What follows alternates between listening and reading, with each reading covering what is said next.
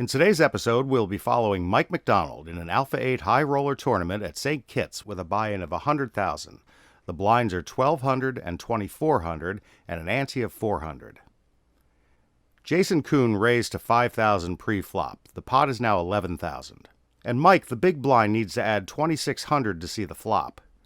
He has an ace high and he's getting to call for a great price, but he also knows that Jason can have any kind of hand at this point.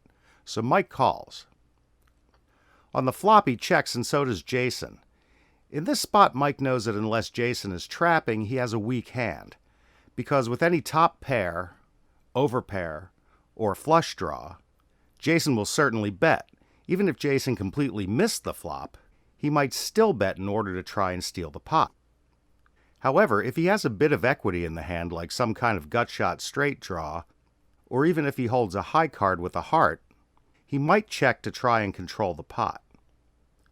On the turn, a 5 of hearts shows up. This card is very good for Mike to buy the pot, because his whole card's range, as the big blind, are close to the board's texture. Also, he knows Jason probably doesn't have a flush draw from the flop, so he decides to bet. Mike bets $8,000 and Jason calls. Once Jason called, Mike can assume that Jason either has 2 overs with 1 heart, or just 2 overs with an ace. And he called because he doesn't believe Mike has a hand. On the river, a 9 shows up. Up to now, Mike knows that Jason might have missed the board, because if he has pocket 9s, he'll bet on the flop. So it looks like Jason has 2 overs, with or without 1 heart. At this point, Mike knows he needs to bet, because if Jason has an ace with a high kicker, he'll win the hand. And if he has a king-high hand, he'll check anyway, unless Jason has a straight, which he'll raise with. Mike knows he needs to bet and buy the pot in case Jason does have an ace with a high kicker.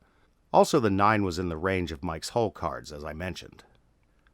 Mike was right. His bet of $16,000 convinced Jason to fold with the best hand.